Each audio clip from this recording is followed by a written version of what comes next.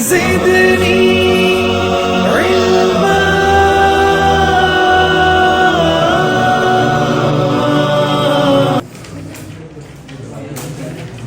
Okay so हमारा जो next chapter है दैट इज चैप्टर नंबर 7. देखो बस यार अब हम हमारा जो नेक्स्ट चैप्टर है वो है चैप्टर नंबर 7. अगेन हम लोगों ने कॉस्ट क्लासिफिकेशन पढ़ी. उसमें जो वेरी बेसिक क्लासिफिकेशन थी वो थी कॉस्ट बाय एलिमेंट. उसमें 3 एलिमेंट्स थे, material, labour, expenses. Material direct indirect होता है. हम लोगों ने चैप्टर नंबर 5 में पढ़ा. हम लोगों ने चैप्टर नंबर 5 में मटेरियल की मैनेजमेंट देखी, मटेरियल की अकाउंटिंग देखी और मटेरियल की वैल्यूएशन देखी. चैप्टर नंबर 6 में हम लोगों ने लेबर की अकाउंटिंग देखी, लेबर रेम्यूनरेशन मेथड्स देखे, इंस्ट्रूमेंट्स देखे, how to manage the labour और how to manage the efficiency of the labour, how to calculate the efficiency of the labour, right. अब जो थर्ड है वो है accounting for overhead. Overhead meaning मैं कहूंगा अकाउंटिंग फॉर एक्सपेंसेस. और expenses में हमारे पास डायरेक्ट और इनडायरेक्ट आते हैं. जो इनडायरेक्ट होते हैं उन्हें हम लोग ओवरहेड कहते हैं. इनडायरेक्ट लेबर, इनडायरेक्ट मटेरियल और इनडायरेक्ट एक्सपेंसेस इन सबको पूल करते हैं तो we get what, we get overhead. अगर ये प्रोडक्शन से रिलेटेड हो तो they are production overheads. If they are related to non production activities तो they are non production. So expenses जो है वो बाय नेचर डायरेक्ट होंगे और इनडायरेक्ट होंगे. Okay, there are very rare chances जहां पे डायरेक्ट एक्सपेंसेस होते हैं. हम लोगों ने गिनती के कुछ किए थे. फॉर एग्जांपल आपके जो प्रीमियम है, सॉरी जो ये क्या था नाम, रॉयल्टीज जो है, ठीक है, रॉयल्टीज आपकी डायरेक्ट एक्सपेंसेस हैं. इसके अलावा हम लोगों ने कहा था अगर फॉर एग्जांपल कुछ मीटर इस तरह लगाओ, सब मीटर लगाओ कि exactly you can identify, you can attribute the cost of the electricity और cost of your expenses to a cost unit, तो फिर तो वो डायरेक्ट एक्सपेंसेस होंगे. If you can not attribute the cost of expenses और cost to one cost unit, then that is indirect expense. So there are lots of indirect expense in your factory area, ठीक है. Namely आपकी utilities, utility bills, you cannot जो है वो attribute the cost of utilities to one cost unit. आपको नहीं पता कि पिछले 2 घंटे में जितनी बिजली चली है वो उसमें एक जो कॉस्ट यूनिट वो वाली बन रही है उस पर कितनी लगी है, you don't know, ठीक है. You cannot attribute. रेंट तो महीने का जा रहा है, किस दिन ज्यादा प्रोडक्शन होगी किस दिन कम प्रोडक्शन होगी, ऑन एवरेज आप ले लेते हैं, ठीक है.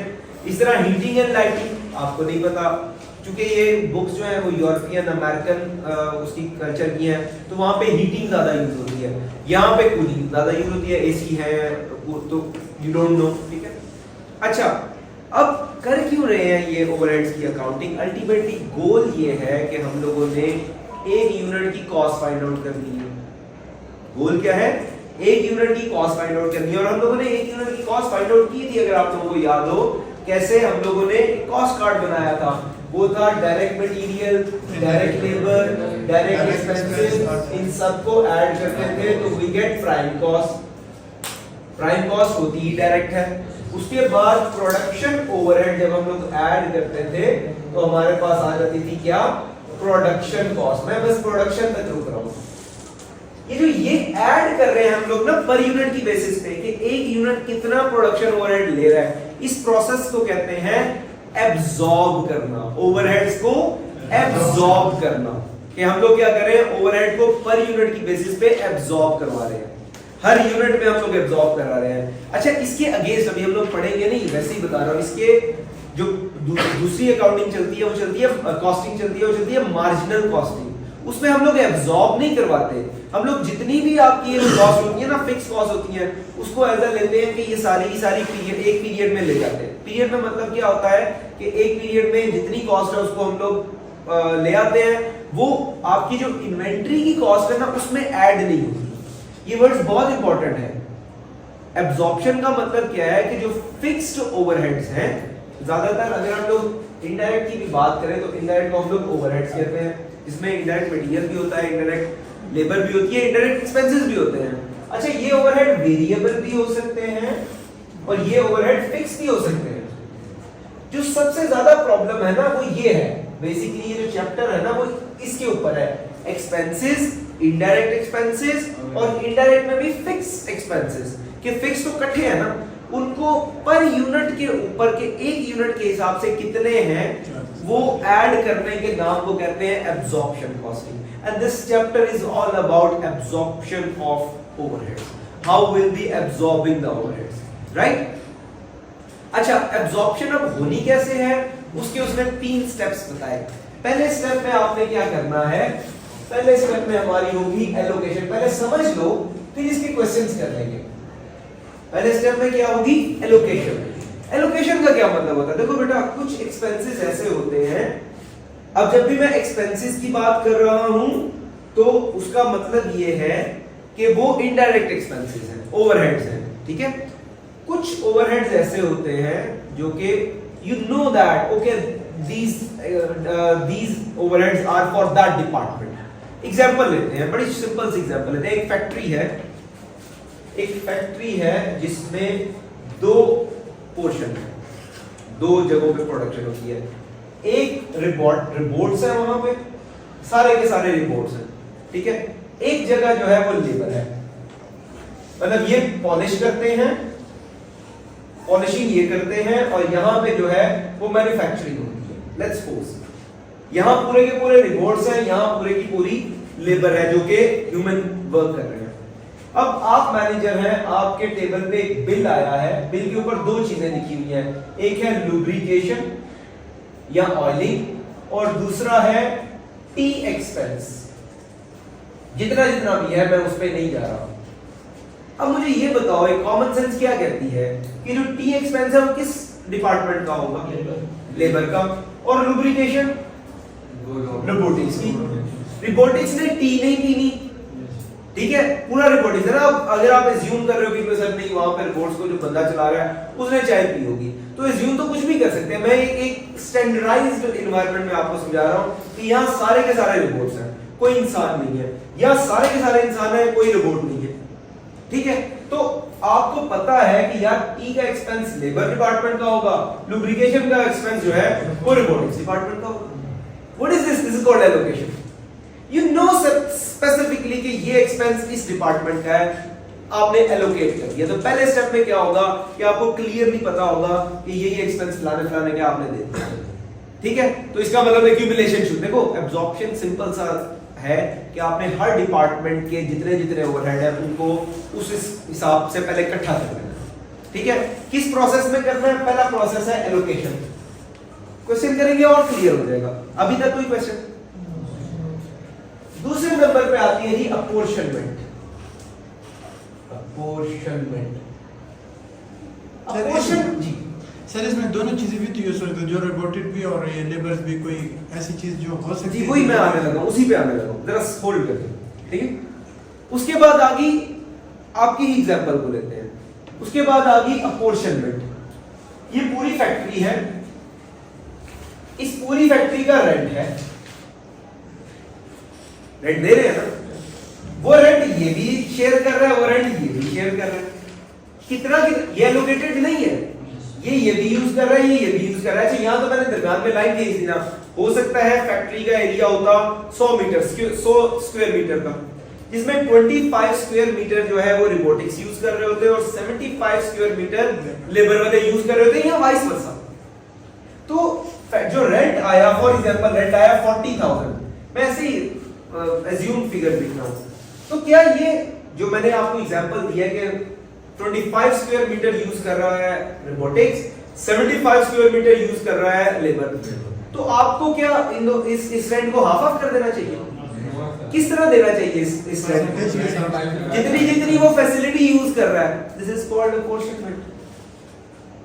बस अंग्रेजी है, थोड़ी सी प्रॉब्लम आती है. अच्छा, तो अपॉर्शनमेंट क्या है? अब अगर मैं अपॉर्शनमेंट, आप लोगों ने मुझे कहा है परसेंटेज के हिसाब से, तो मैं अगर मैं अपॉर्शनमेंट को डिफाइन करूं, अपॉर्शनमेंट क्या है?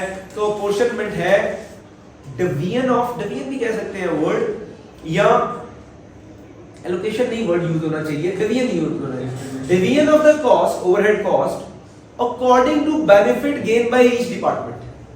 कि जितना जितना बेनिफिट लिया हर डिपार्टमेंट ने उस हिसाब से, बेस्ड ऑन सुटेबल बेसिस.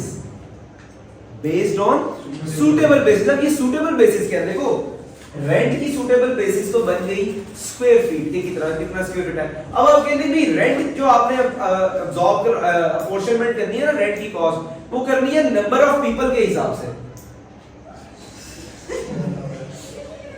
आपने जो रेंट की अपोर्शनमेंट करनी है वो किस बेसिस पे करनी है, नंबर ऑफ पीपल के हिसाब से। अब यहां तो नंबर ऑफ पीपल बंदा होगा ही कोई नहीं, और यहां सारे बंदे होंगे तो सारे की सारी कॉस्ट इधर चल जाएगी। तो क्या नंबर ऑफ पीपल रेंट को एब्सॉर्ब करने के लिए, रेंट को अपोर्शन करने के लिए सूटेबल बेसिस है? नहीं। तो सूटेबल बेसिस मैनेजर ने चूज करनी है, ठीक है। There will be multiple suitable basis, आपने चूज करनी है क्या बेहतर है, ठीक है। मशीन्स की डेप्रिसिएशन है, सवाल मेरा आ गया। मशीन की डेप्रिसिएशन एक कॉस्ट ऐसे 1 लाख मशीन की डेप्रिसिएशन है, ये प्रोडक्शन ओवरहेड है, यस है, ये फिक्स है, यस है। सवाल ये है इसको किस बेसिस पे एब्सॉर्ब करना चाहिए। बेसिस हमारे पास नंबर ऑफ एम्प्लॉइज भी होंगे, बेसिस हमारे पास स्क्वायर फीट भी होगा, बेसिस हमारे पास मशीन की वैल्यू भी होगी। किस बेसिस पे करना चाहिए?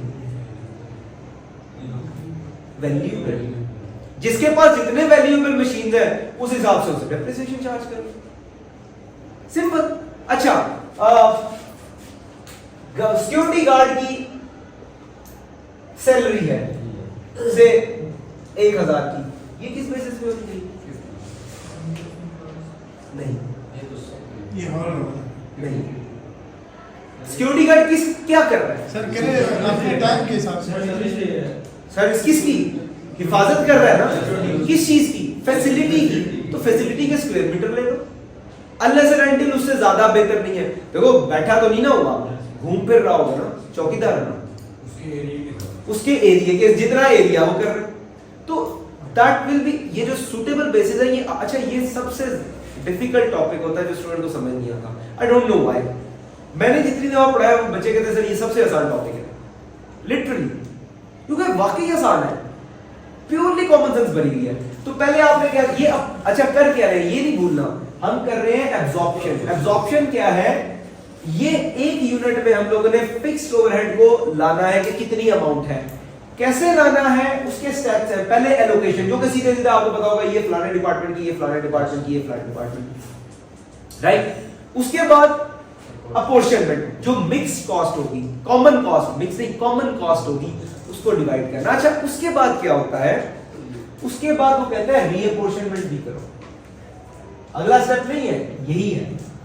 रीअपोर्शनमेंट क्या है? देखो जरूरी नहीं है कि सारे डिपार्टमेंट आपके प्रोडक्शन कॉस्ट सेंटर्स ही हो। याद है हम लोगों ने कॉस्ट सेंटर का कॉन्सेप्ट पढ़ा था।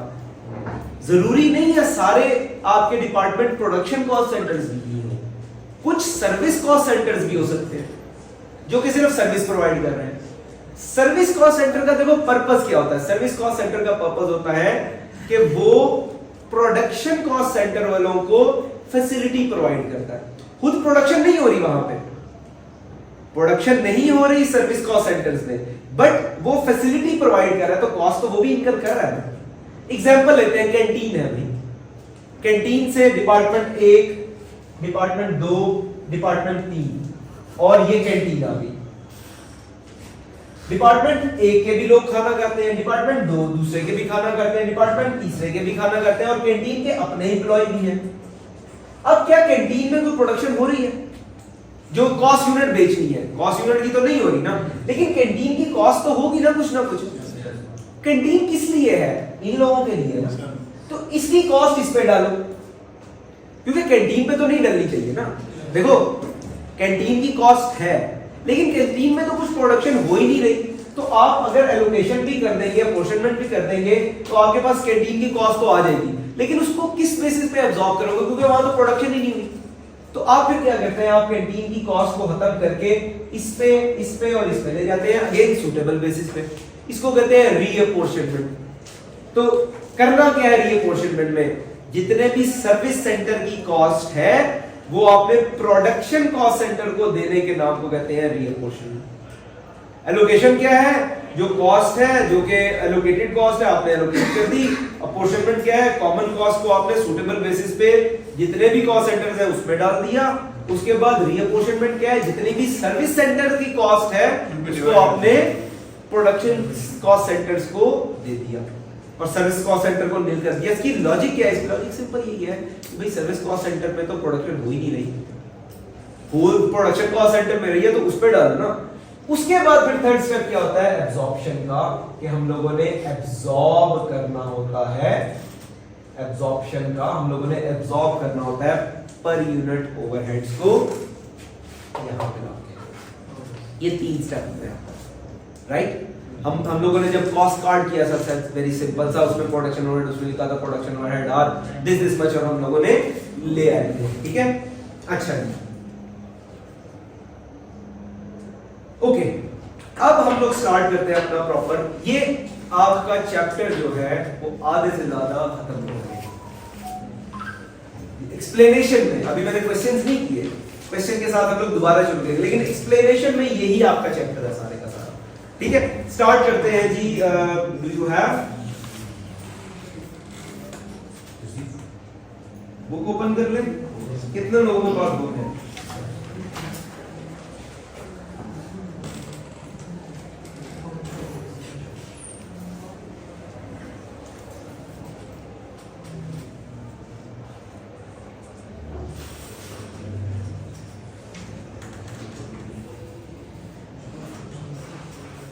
अच्छा जी,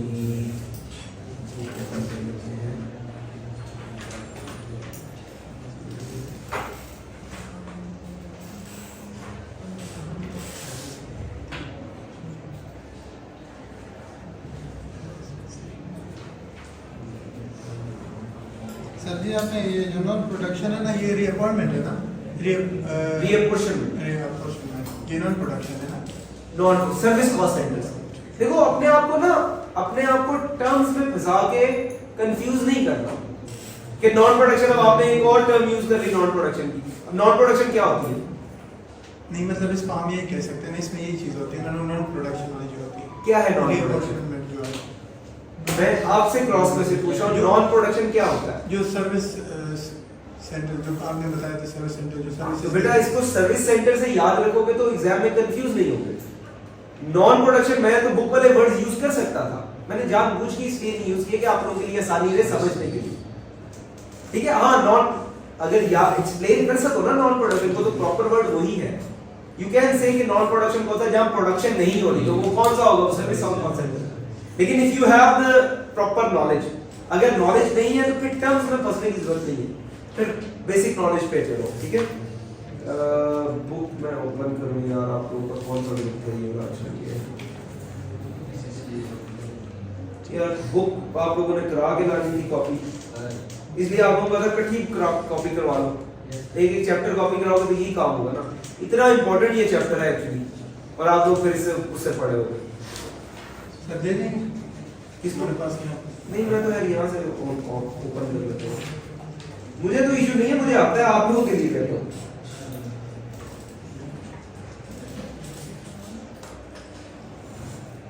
okay ji, let's start. Page number है ये 138, right? 138, everyone is there? It starts, discussion start करते हैं, देखते हैं उसने क्या क्या किया और अभी तक हमने क्या क्या किया, ठीक है। वो कहते हैं जी discussion starts with direct expenses and indirect expenses. Have we done direct expenses and indirect expenses? Yes, we have already done. वही डिस्कशन है दोबारा। उसके बाद वो कहता है production overhead absorption, fix production overhead. देखो मैंने यहां पे लिखा था, ये देखो एक्सपेंसेस इनडायरेक्ट ओवरहेड फिक्स। हमारा सारे का सारा गेम इसी के ऊपर है। तो फिक्स को देखना है, वेरिएबल को नहीं देखना। क्वेश्चन आता है स्टूडेंट के जहन में, वही वेरिएबल को नहीं देखना क्योंकि वेरिएबल तो है ही पर यूनिट बेसिस पे ना, तो उसमें क्वेश्चन नहीं है। अच्छा, फिक्स प्रोडक्शन ओवरहेड उसने एग्जांपल्स दे दी। उसने कहा जी heating and factory, heating the factory, lighting the factory, renting the factory. The total cost of the product also need to include a share of fixed production overheads. This is because organization must cover the cost of their fixed production overheads, and they do this by absorbing a fixed amount into each product that they make. यही कहा था ना कि हर unit के ऊपर absorb करने के नाम को कहते हैं एब्जॉर्प्शन कॉस्ट। वो देखो मतीन अभी तक नहीं पहुंच सक रहा कि किधर है, वो उसका उंगली अभी तक चल रही है जी। इसी अर्ज के लिए कह रहा था कि प्रिंट कराया करो। वो अभी तक खेल रहा है और हम लोगों ने आधा चैप्टर कर लेना, और फिर आपने अगले सेमेस्टर में इधर दोबारा बैठ जाना इंशाल्लाह, जो आप लोगों के हालात हैं।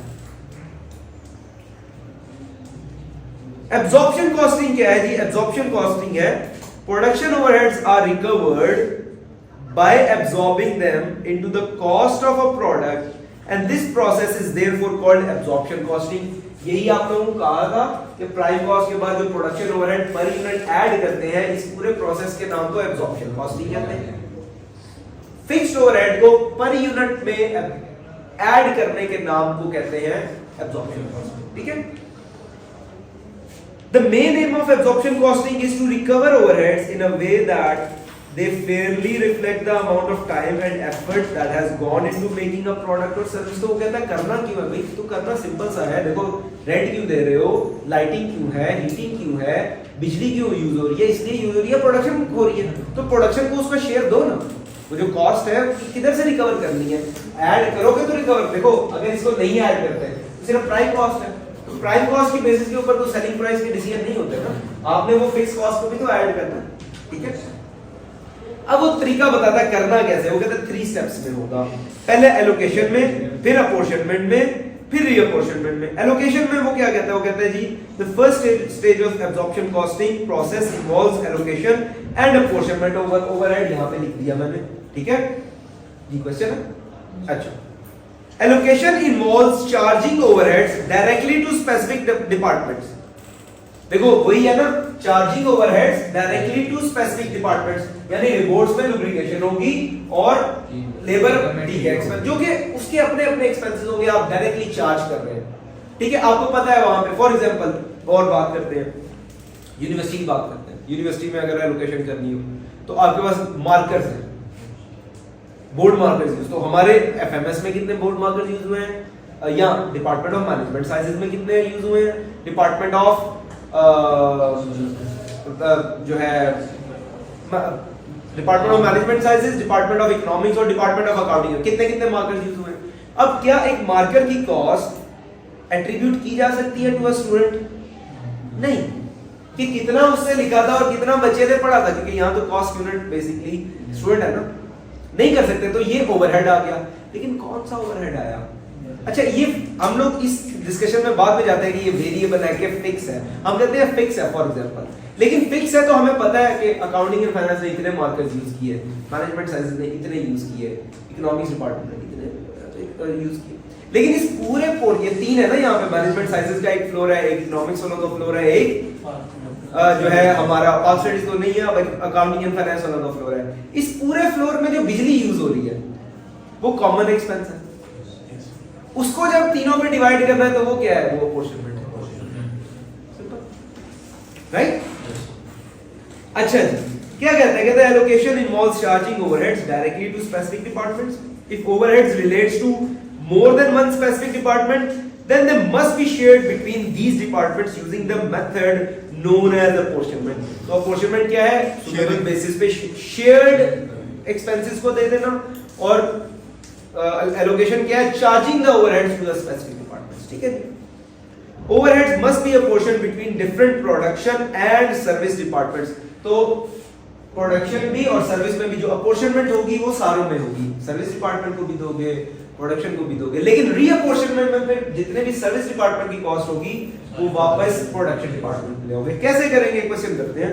इलस्ट्रेशन 1 करते हैं. LS Limited has 2 production departments. Everyone is there? Yes, sir.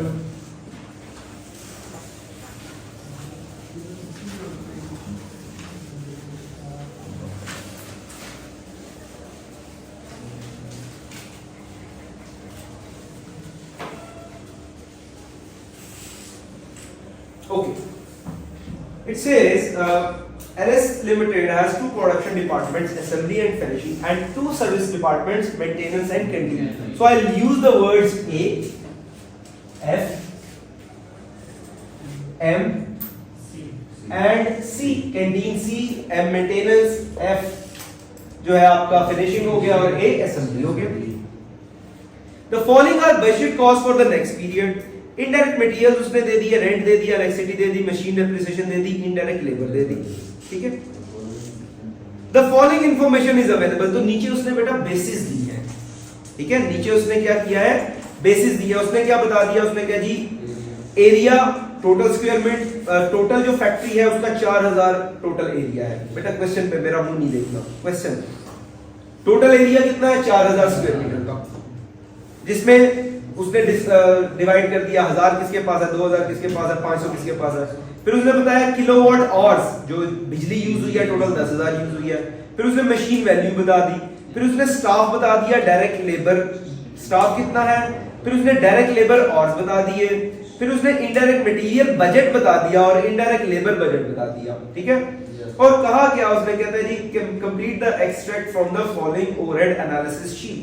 तो हम लोगों ने क्या करना है, हम लोगों ने अल्टीमेटली 4 किस्म की कॉस्ट है। कौन कौन सी हैं? कॉस्ट है हमारे पास indirect material, I write short form. Indirect labour, मैं जानबूझ के इसको ऊपर लिख रहा हूं, रेंट, इलेक्ट्रिसिटी, मशीन, डिप्रिसिएशन। इसके आगे मैं लिख देता हूं टोटल बिल के। इनडायरेक्ट मटेरियल कितने के हैं? 20,000 total. Indirect labour 16,520, rent 15,000, sure, rent 15,000, electricity 10,000 और मशीन एप्रिसिएशन। देखो बेटा लॉजिकली समझोगे तो बहुत आसान है, सबसे आसान टॉपिक यही है। रट्टा लगाओगे तो सबसे मुश्किल टॉपिक यही है। कॉस्ट, ये 5 किस्म की कॉस्ट खर्च हुई है, ठीक है। किन डिपार्टमेंट्स पे? असेंबली पे, फिनिशिंग पे, मेंटेनेंस पे, कैंटीन पे। अब उसने 2 चीजें दी, उसने कहा इनडायरेक्ट मटेरियल और इनडायरेक्ट लेबर का बजट है, यानी ये कॉमन कॉस्ट नहीं है, ये डायरेक्टली उसने उसको चार्ज करना है स्पेसिफिक डिपार्टमेंट, क्योंकि बजट है ना, बजट है तो यानी उतना लगेगा ही लगेगा। तो इनडायरेक्ट मटेरियल कितना कितना बजट है उसने कहा है। ये इनडायरेक्ट लेबर वाले का जो है ना वो 16,500। इनडायरेक्ट मटेरियल बताओ। Indirect material 20,000। नहीं, वो तो टोटल है, इसको डिवाइड करना है ना सारों में। Yes, sir. असेंबली को कितना दिया हुआ है उसने? 1600। फिनिशिंग को 20 to 20। बताइए। 2220। ये 1600 मटेरियल 7,000। 1600 है। इनडायरेक्ट मटेरियल बेटा 7,000। सर 7,000 7,000 असेंबली को, 8,000 फिनिशिंग को with 3,000 3,000, मेंटेनेंस को 2,000। अच्छा इसका टोटल करो 2,000, 3,000, 5,000, ये वापस 20,000 बनता है। तो ये एलोकेशन है, दिस कॉल्ड एलोकेशन। स्पेसिफिक है ना, स्पेसिफिक डिपार्टमेंट को आप बजट्स है ना, तो बजट हर डिपार्टमेंट के अपने अपनी बजट्स एलोकेट होते हैं। क्लियर? कोई सवाल? अब ये प्रिंट करा के आप लाए होते, यहीं पे बुक के ऊपर आपने लिखा होता तो 1000 गुना डिफरेंट समझ आता। इनडायरेक्ट लेबर वो भी उसने बजट का है, कितना कितना? सर 1600 2220 20 इसके बाद 11,200 मेंटेनेंस का 11,000, 1,500 कैंटीन का, इनको टोटल करोगे ये आएगा। 16 ठीक है, ये तो थी एलोकेशन। अब आ जानी है अपॉर्शनमेंट, क्योंकि ये कॉमन एक्सपेंसेस है। ये कॉमन रेंट है पूरी फैक्ट्री के लिए। फैक्ट्री में 4 डिपार्टमेंट है, assembly, finishing, maintenance, canteen. Electricity है, कॉमन लगी है, 4 डिपार्टमेंट है। मशीन डेप्रिसिएशन है, 4 है जो है डिपार्टमेंट इन पे लगनी है। अब हमने ढूंढनी है suitable basis. Everyone should be in the class mentally कहीं गए तो थोड़ा सा दूर हुए तो मिस हो गया, क्योंकि इसी बेसिस से फिर आगे हमारा रीअपॉर्शनमेंट भी चलनी है और एब्जॉर्प्शन भी चलनी है। ठीक है, रेंट है रेंट। अब उसने नीचे हमें बेसिस दी है, देखो 3-4 किस्म की। उसने एरिया दे दिया, किलोवाट आवर्स दे दिया, मशीन वैल्यू दे दिया, डायरेक्ट लेबर दे दी, इनडायरेक्ट लेबर दे दी और इनडायरेक्ट मटेरियल दे दिया। आप मुझे बताओ रेंट को हम लोगों ने 4 डिपार्टमेंट पे डिवाइड करना है, किस बेसिस पे डिवाइड करना है? सर एरिया के बेसिस पे ना।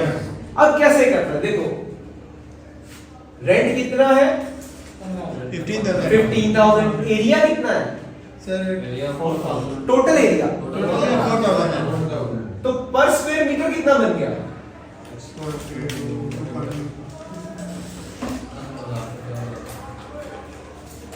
Sir 3.75 3 point exactly Yes, sir. कोई और आगे पीछे? नहीं। 3.75 पर square metre.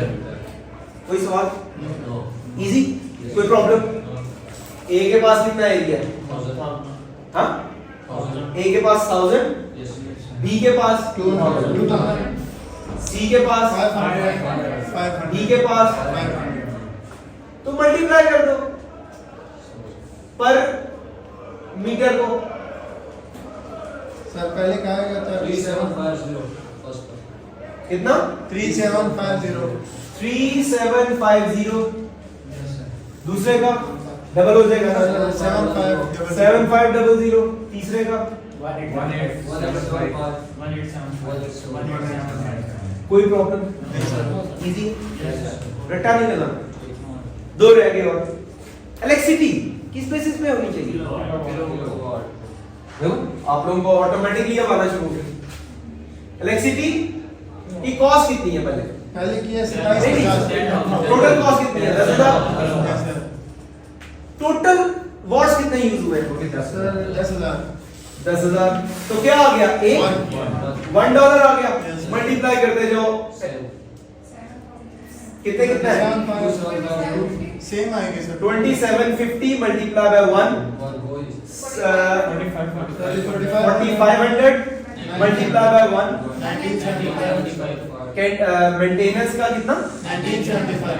75 multiply by 1 775. 775 multiply by 1 तो सेम आएंगे सर. पुट कर देते हैं यहाँ पे 7. 2750 4500 1975 7। अच्छा आपने ना ओकेजनली चेक करते रहना इनको टोटल भी करके कि ये आना चाहिए क्योंकि इसी को तो डिवाइड कर रहे हैं। क्या कहा है मैंने? सर इनको चेक करते रहना टोटल करके होगी. Exactly good. बस मैंने ये चेक करना था आपको प्रोसेस चल रहा है कि नहीं व्हाइल राइटिंग। इनको ओकेजनली चेक करते रहना है क्योंकि इसी को तो डिवाइड कर रहे हैं। Got it? अच्छा उसके बाद मशीन डेप्रिसिएशन किस बेसिस आपको गिवन है, किस बेसिस पे होनी चाहिए? मशीन वैल्यू पे। ठीक है मशीन की टोटल वैल्यू कितनी है? तो 5000 को 1 लाख पे डिवाइड करते हैं कितना आता है? 5 लाख को 5000 को 5000 को टोटल वैल्यू पे हाँ 0.05 सर. $0.05 राइट। Yes, sir. अब ये सुनना ये है क्या है? पर डॉलर ऑफ मशीन वैल्यू की बेस हर $1 की जो मशीन की वैल्यू है उस पे $0.05 डेप्रिसिएशन होती है। सिंपल सी बात है ना। पर डॉलर ऑफ मशीन वैल्यू पे $0.05 की डेप्रिसिएशन होती है। तो क्या करते हैं? असेंबली के पास कितनी है, फिनिशिंग के पास कितनी है, मेंटेनेंस के पास कितनी है, कैंटीन के पास कितनी मशीनें हैं? 45,000 की मशीनें उसके पास है। फिनिशिंग के पास 35,000 11,000 की 9,000 की और पर कितना है? 0.05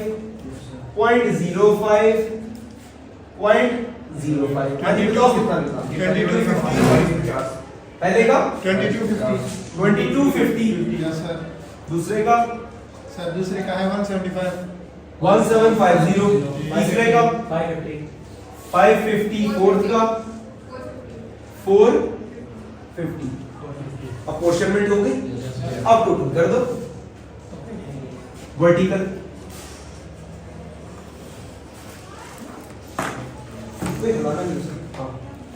कितना पहले का सर आता है ये सही टोटल करना वेरीफाई भी करना 17350.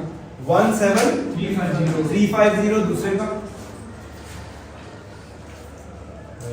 23970 थर्ड थर्ड का आता है 18600. 18600 लास्ट 6600 हुआ क्या? देखो सुन लो क्या हुआ है। असेंबली को जो आपने टोटल ओवरहेड्स है ना उसमें से असेंबली को जो ओवरहेड मिले हैं वो मिले हैं 17350, फिनिशिंग को 23970, मेंटेनेंस को 18600 एंड कैंटीन को 6600। अब अगला स्टेप हमारा क्या आता है, रीअपोर्शनमेंट का। देखो इन दोनों, ये दोनों सर्विस कॉस्ट सेंटर है जो कि क्वेश्चन में उसने बताया। अगर लेट्स सपोज एग्जांपल लेते हैं, हम लोग एब्जॉर्ब करवाना चाहते हैं। एब्जॉर्ब करवाने का क्या मतलब होता है कि पर यूनिट की बेसिस पे कितना कितना आएगा। एग्जांपल ले लो, हम कहते हैं भाई असेंबली वाला, एग्जांपल ले लो, इसको लिखना नहीं है, असेंबली वाला 1000 यूनिट्स बनाता है, तो फिनिशिंग वाला भी तो 1000 यूनिट्स ही बनाएगा ना। जरा देखना इसको, तो हम क्या कहते हैं, हम कहते हैं एब्जॉर्ब कैसे होगा, इसको डिवाइड बाय 1000 कर देंगे तो पर यूनिट आ जाएगा, इसको डिवाइड बाय 1000 कर देंगे तो पर यूनिट आ जाएगा ना। सवाल मेरा आया, इसको किस पे डिवाइड करेंगे, या तो प्रोडक्शन ही नहीं हो रही, ये तो सर्विस कॉस्ट सेंटर है, तो इस कॉस्ट को फिर फर्दर पे करेंगे, अनअपोर्शनड रह जाएगी, ये कॉस्ट तो कहीं नहीं जाएगी, ये कॉस्ट तो सिर्फ खर्चा होगा और आप रिकवर कर नहीं सकते। तो रिकवर करने के लिए क्या करेंगे, वो कहता है इनकी कॉस्ट को खत्म करो और इन पे डाल दो, इनकी कॉस्ट को खत्म करो। रीअपोर्शनमेंट क्या है कि रीअपोर्शनमेंट मींस के सर्विस कॉस्ट सेंटर्स को हम लोगों ने प्रोडक्शन कॉस्ट सेंटर को देना। Now there are 3 methods of reapportionment. Method 1 क्या कहता है, मेथड 1 कहता है कि एक सर्विस कॉस्ट सेंटर जो है वो सर्विसेज प्रोवाइड कर रहा है दोनों, प्रोडक्शन कॉस्ट सेंटर को, और ये वाला सर्विस सेंटर भी सर्विसेज प्रोवाइड कर रहा है दोनों प्रोडक्शन को, यानी आपस में इनका कोई ताल्लुक नहीं है। ठीक है, तो हाउ यू डू इट, आप किसी से भी शुरू कर दो, पहले यहां से शुरू कर लो, पहले यहां से शुरू कर लो, दैट डजंट मैटर। अभी जब हम लोग शुरू करेंगे तब आपको आइडिया हो जाएगा। This is method 1। ठीक है, मेथड 2 क्या कहता है, मेथड 2 कहता है कि कैंटीन वाला तो इसको भी सर्विसेज प्रोवाइड करता है, इसको भी सर्विसेज प्रोवाइड करता है और इसको भी सर्विसेज प्रोवाइड करता है, मेथड 2 जो कहता है। लेकिन जो मेंटेनेंस वाला है वो सिर्फ इसको और इसको सर्विसेज प्रोवाइड कर रहा है, राइट। मेथड 1 क्या है कि ना कैंटीन वाला मेंटेनेंस को सर्विसेज प्रोवाइड करता है, ना मेंटेनेंस वाला कैंटीन को, ये दोनों खुद से इंडिपेंडेंटली प्रोडक्शन कॉस्ट सेंटर को सर्विसेज प्रोवाइड कर रहे हैं। ये मेथड 1 है, जहां से भी शुरू कर लो, यू कैन डू इट, वो बेसिस अभी हम लोग देख लेंगे। मेथड 2 क्या कहता है कि एक कॉस्ट सेंटर तो दूसरे को सर्विसेज प्रोवाइड करता है, लेकिन जो दूसरे वाला है वो पहले को नहीं करता। तो कैंटीन वाले में मेंटेनेंस वाले लोग भी खाना खाएंगे, फिनिशिंग वाले भी, सर्दी वाले भी, लेकिन मेंटेनेंस वाला सिर्फ इन दोनों को सर्विसेज प्रोवाइड करेगा, उनको।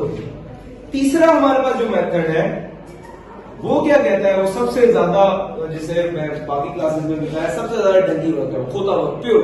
वो क्या है कि इस कैंटीन वाले में असेंबली वाले भी खाना खा रहे हैं, फिनिशिंग वाले भी खा रहे हैं और मेंटेनेंस वाले भी खा रहे हैं कैंटीन में। और मेंटेनेंस वाला जो है वो फिनिशिंग को भी सर्विसेज दे रहा है, असेंबली को भी दे रहा है और अल्टीमेटली कैंटीन को भी दे रहा है। तो होगा क्या, आप जब एक ही कॉस्ट खत्म करेंगे तो दूसरे की कॉस्ट आ जाएगी, उसकी खत्म करेंगे तो फिर पहले की आ जाएगी। तो करते करते करते अल्टीमेटली रेसिप्रोकल मेथड यूज करते करते आप जब एंड में जीरोस पे आएंगे तब वो रीअपोर्शनमेंट होगी, अदरवाइज रीअपोर्शनमेंट नहीं है। ठीक है, बस ये इतना करना था। और इनमें डाल दो, कैसे डालो, सुटेबल बेसिस पे। यहां पे आते हैं 3 मेथड्स, एक आता है डायरेक्ट मेथड, एक आता है रेसिप्रोकल मेथड और एक पता नहीं और मेथड आता है, देख लेते हैं क्या है। 3 मेथड है, 3 मेथड से हम लोगों ने उसे करना है। कोई सवाल अभी तक?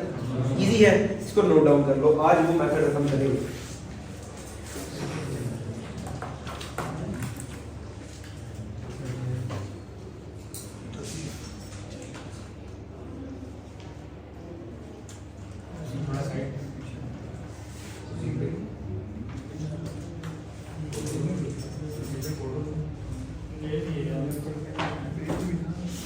Done? Okay?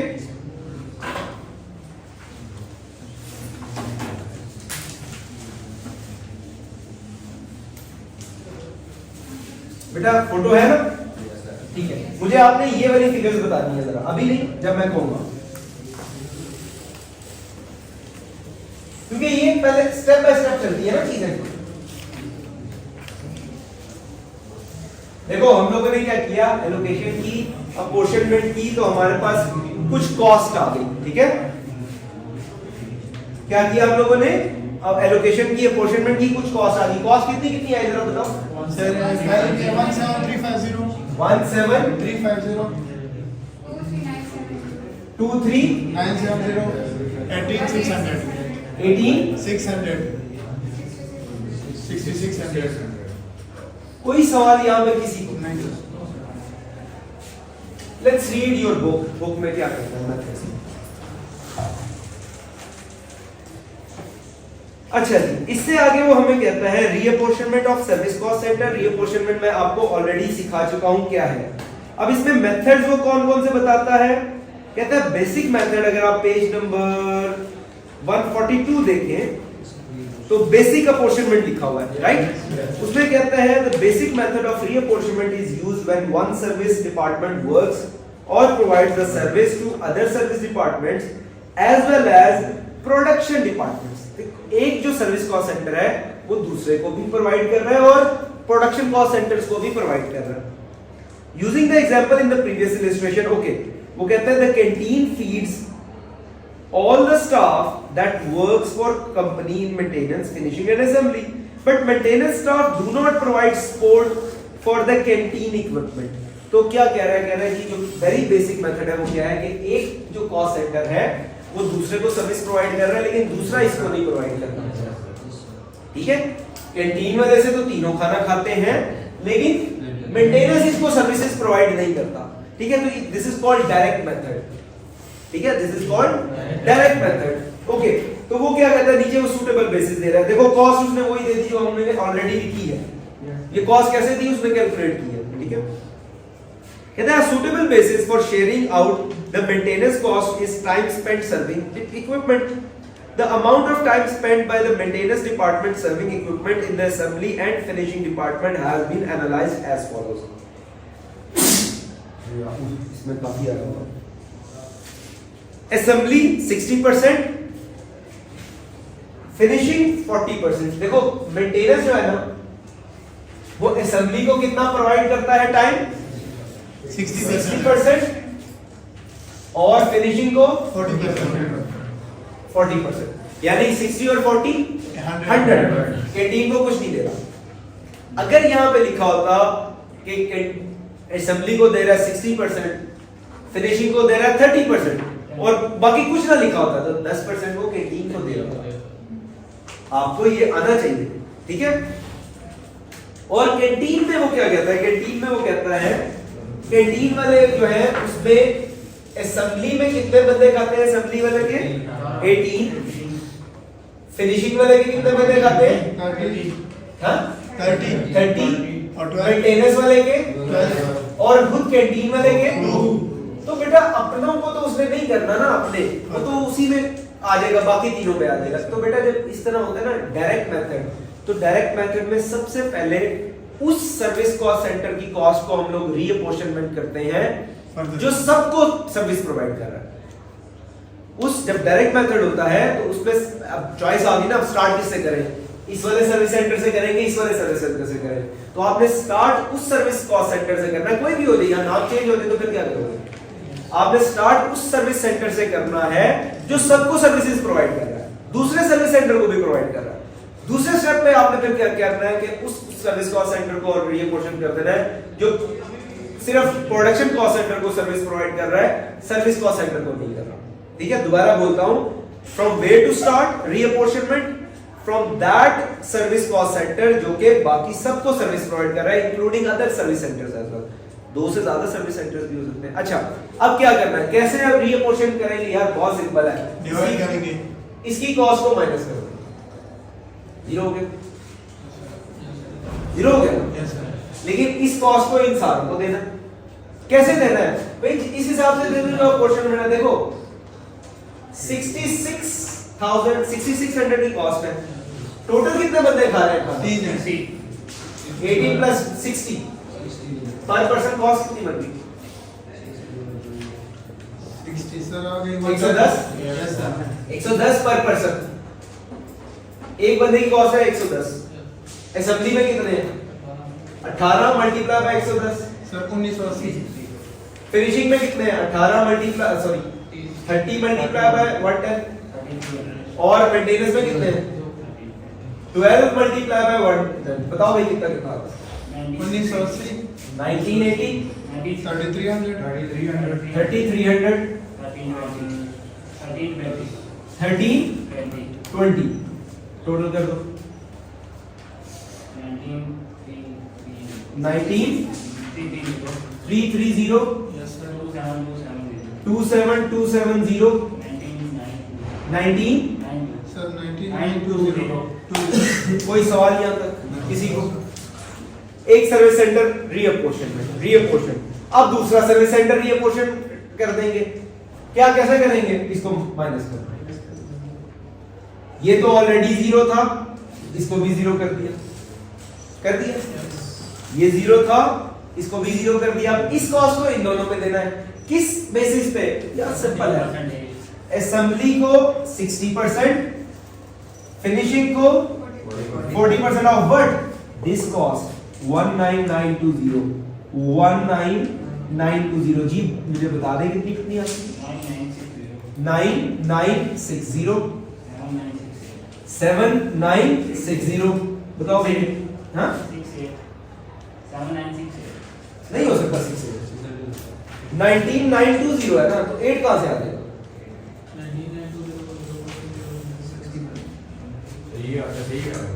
सही 7968 7960 7968 each one तो ये क्या है? 11952 11952 200 आएगा तुम नो 11 अब आ सकता है 80 यहाँ पे। Yes sir. हाँ 7960 सर जी यहाँ पे जो मेंशन हमें क्वेश्चन में किया असेंबली और फिनिशिंग को जो देनी है उस पे डिवाइड करना है ना पर उन दोनों बताओ टोटल कितना होगा?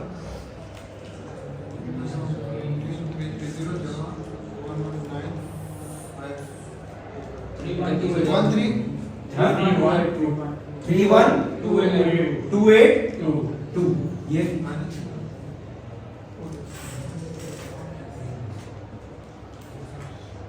35238 अब ये कैलकुलेशन आपकी आपने ठीक किया होगा तो सही है, नहीं किया होगा तो कुछ भी नहीं कर। सो ये मेथड नंबर 1 है डायरेक्ट मेथड के थ्रू, जहां पे अब रीअपोर्शनमेंट होती है। दूसरा मेथड हमारे पास आता है रेसिप्रोकल मेथड, जहां पे मेंटेनेंस वाला कैंटीन को सर्विसेज प्रोवाइड करता है, कैंटीन वाला मेंटेनेंस को। तो होगा क्या, जरा सीन सुनना। हमने यहाँ पे इसको जीरो किया ना, तो यहाँ पे कॉस्ट आ गई। जब इसको जीरो करेंगे तो यहाँ पे कॉस्ट आ गई, फिर इसको जीरो करेंगे फिर यहाँ कॉस्ट आ जाएगी। we'll keep on doing unless हम लोगों के पास दोनों जीरो जीरो आ जाएंगे। ये एक्सेल पे ज्यादा इजी होता है, मैंने एक शीट बनाई हुई है, ड्रैग करो डायरेक्ट से आंसर आ जाते हैं, लेकिन मैन्युअली करते हैं मुश्किल होता है। लेकिन कॉन्सेप्ट वही है कि जहां पे मेंटेनेंस वाला कैंटीन को सर्विसेज प्रोवाइड कर रहा है, कैंटीन वाला मेंटेनेंस को कर रहा है, तो इसकी कॉस्ट इस पे गई, ये देखो 1320 गई ना। अब जब इसको करेंगे रीअपोर्शनमेंट तो इधर कुछ कॉस्ट आ जाएगी, थोड़ी आएगी, ज्यादा नहीं आएगी। फिर इसको करेंगे इधर आ जाएगी, फिर इसको करेंगे यहाँ, आते आते आते अल्टीमेटली ये जो है ये डिफरेंट आ जाएगी। करना क्या है हम लोगों ने रीअपोर्शनमेंट के बाद, अल्टीमेटली हमें जो प्रोडक्शन कॉस्ट सेंटर है उनकी कॉस्ट लानी है कि कितनी कितनी है। अभी तक हम लोग एब्जॉर्प्शन पे नहीं पहुंचे, अभी तो पार्टी शुरू हुई है, ठीक है। तो रीअपोर्शनमेंट कर लेते हैं, ठीक है। रीअप अभी टाइम बड़ा पड़ा हुआ है, नहीं क्या कर रहा है, अभी बहुत टाइम पड़ा हुआ है। 7:15 पे असूली तौर पे आपकी क्लास लेनी फोटो इनसे ऐसे बनाते हो वीडियो आप लोग फॉलो नहीं कभी में नहीं आएगी सर। वो मैं उसको लेबर की एक ही बना के दी यार। पिछली दफा जो आपने भेजी थी ना 7 GB की सर जी, तो यहाँ 7 GB बनती है नहीं, पहले जो आती थी वो 1.2 1.5 सर वो एक्चुअली ये वाला ब्रेक वाली बीच में चली गई मेरे ख्याल से। सर। ये नहीं ब्रेक से पहले बनाई है सर, हमने ब्रेक के बाद बनाई, ब्रेक के बाद तो हमने वो शुरू कर दिया था ऐसे। सर इस पे साफ नजर आ रहा है ना, लेकिन वो ये सादी वीडियो के अलग है सर। ओके जी, रेसिप्रोकल मेथड क्या कहता है? रेसिप्रोकल मेथड कहेगा, ये जो फर्क सिर्फ क्या आएगा, चीज यही है साथ कर लेंगे ना तो इजी रहेगा। असेंबली 60 है, फिनिशिंग जो है 40 है, तो उसकी थोड़ी परसेंटेज कम करके अब कैंटीन को भी देगा। लेट्स सी क्या कहता है वो। अगर अच्छा आपने जो है टेस्ट अंडरस्टैंडिंग खुद से करनी है, ठीक है, दैट्स योर असाइनमेंट। कौन सी वाली सर? Sorry, test understanding 1। देखो इलस्ट्रेशन 3 पे चलते हैं, राइट। यार क्वेश्चन देखा करो, मेरा मुंह ना देखा करो। क्वेश्चन नंबर 3 में सब कुछ वही है, everything is same, only the difference is assembly 50% जो मेंटेनेंस वाला है वो असेंबली को 50% प्रोवाइड कर रहा है अपनी सर्विसेज, फिनिशिंग को कितनी कर रहा है 40 ही है, और कैंटीन को 10%। बाकी सारा वही क्वेश्चन है, ठीक है। तो अपने आप को तो नहीं सर्विसेज प्रोवाइड करते ना, बाकी सारा वही क्वेश्चन है, कोई सवाल नहीं आता किसी को। क्लियर है? अच्छा अब करते हैं इसको। क्या होगा, वही तरीका होगा। सबसे पहले अच्छा इसमें अब आपका अपना दिल है, जिससे मर्जी शुरू करना, बताओ किससे शुरू करना? कैंटीन से कि मेंटेनेंस से? कैंटीन से। कैंटीन को हम लोगों ने कर दिया 0, ठीक है। बेसिस कौन सी होगी? बेसिस पहला वही आ जाएगा जो आंसर हम लोगों ने कैलकुलेट किया था, अभी कैलकुलेट करने की जरूरत नहीं है। बताओ कितना कितना था? सर 31 पिक्चर मैंने देखो ना, भूल गया। पहला बिल्कुल वो उसी तरह था ना, टोटल 1100 पर पर्सन आया था। 1980। दूसरा 3300 हाँ 3300 3300 1320। टोटल बता दो कितना हो? 19330 19330 27270 27270 19920 19920। ये सेम है क्योंकि जैसे हम लोगों ने किया था। अब हम लोगों ने इसको करना है 10%। लेकिन अब वो सेम नहीं होगा, अब यहां से सेम नहीं होगा। क्यों? क्योंकि इसका 10% कैंटीन को जाएगा जो कि 1992 हो जाएगा। इसका 10% कैंटीन को जाएगा, ठीक है। इसका यहां पे 19920 का 10% जाएगा कैंटीन को। अच्छा फिनिशिंग को कितना जाएगा? 19920 मल्टीप्लाई बाय 40%। और असेंबली को कितना जाएगा? 19920 मल्टीप्लाई बाय 50%। बताओ यार कितना कितना होगा? 9960 7968 और 1992। कोई सवाल यहां तक? अच्छा टोटल करते हैं। ये 0 आ गया, जरा टोटल करके बताओ कितना कितना। ये तो आ जाएगा 1992 क्योंकि 0 में ये ऐड किया तो सर पहले क्या है? 29290 29290 30 37 तो नहीं जाएगा यार। 35238 238 और बाकी निकलाओ। कोई सवाल यहां तक? एनीवन? क्लियर? अब इसको करते हैं। 1992 माइनस कर दिया, ये 0 हो गया। किस बेसिस पे करना है? नंबर ऑफ पीपल, जितना उन्होंने खाया। कितनी है? 1992 divide by total number of people कितने हैं? 60। बताओ ये कितना आता है? सर 60 के सर ये आता है 33.2। Assembly finishing and maintain. अच्छा एक मैं आपको यहाँ ट्रिक बता दूं। क्या करना है आपने? सुन लो, ट्रिक बता दूं, ज्यादा गलती ना हो। जब पॉइंट्स में आंसर आना शुरू हो जाए ना, पहले तो हमारा पूरा आ गया था ना, 1100 आ गया था। जब इस तरह आए तो बेटर ये है 1992 divide by 60 multiply by 18। 1992 divide by 60 multiply by 30। 1992 divide by 60 multiply by 12। तो पूरी की पूरी निकाल लो fraction, rather than points multiple फिर गड़बड़ हो जाएगी। यहाँ कितना कितना आता है? 597.6 598 कर सकते हैं जी। दूसरा 996 पॉइंट बस समझे नहीं फिक्स है 996 बोला 398.8 तो 398 ये 2 है। ये जरा टोटल करो, 92 बनता है ना, 8 और 8 16 तो हाँ 22 बन जाएगा, ठीक है 1992 बन जाएगा। अब क्या होगा जी, आप टोटल करो,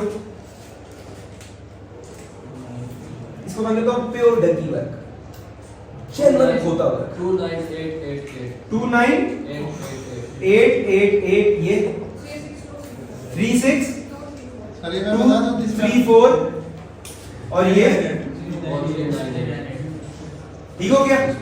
अब इसको करना 398, इसको माइनस कर दिया, यहाँ 0 आ गया, यहाँ आ गया 39.8, 10% है ना, ठीक है, ये परसेंटेज है यहाँ पे। C, F और A कितना है, 398 multiply by 10%, 398 multiply by 50%, 398 multiply by 40%। आप बताओ कितना, 199 40% वाला 50% 50% वाला कितना, 199 199 150 9.2 159 कर दिया, ठीक है। बताओ भाई कितना बन गया, ये तो 39.8 बन गया, 30047 कितना 30047, ये 36,433 36 433 और ये हमारे पास है। अब ये 39.8 को माइनस कर, ये 0 हो गया, किस बेसिस पे, सेम ये बेसिस पे 39.8 को A F M 39.8 divide by 60 multiply by 18, 39.8 divide by 60 multiply by 30, 39.8 divide by 60 multiply by 12। बताओ भाई कितना है? 11.94 किसका 11.94 11.94 yes and 19.9 19.9 7.96 7.96। अब हमारे पास क्या आ गया, 7.96 ये आ गया, इनका टोटल करो। सर इसका आता है 30058 59 कर लेते हैं, 59 कर लेते हैं, राउंड कर लिया। अच्छा इसका कितना, 52.9 तो 3 कर लेते हैं, और ये 7.96 है। अब 7.96 को माइनस कर देते हैं 0 जाएगा 0 आ गया, इधर कितना आ जाएगा 10% इसका 0.796। जब पॉइंट्स में आ जाए तब छोड़ देंगे हम लोग, ठीक है, फिर इससे आगे नहीं करेंगे। ये भी तकरीबन 0 हो गया, ठीक है। ये बता दो कितना कितना आ जाएगा, परसेंटेज करेंगे सर परसेंटेज। उसी तरह C 3.98 7.96 multiply by 10%, F 7.96 multiply by 50%, A 7.96 multiply by 40%। हाँ जी बताओ 3.184 3.184 184 तो 3 आ गया ना, और ये तो ये 4 आ गया। 3.98 36457 30062। अल्टीमेटली हमारे पास ये दोनों 0 हो गए, और ये जो है रीअपोर्शन होके हमारे पास आपका अपोर्शनमेंट और रीअपोर्शनमेंट वाला पोर्शन जो है इस चैप्टर का खत्म हो गया।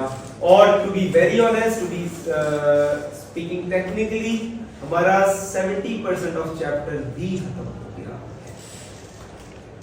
अब प्रैक्टिस आते हैं जी, मिड का कोर्स वीक का कोर्स अगले लेक्चर का है ना, ये लास्ट ये पूरा चैप्टर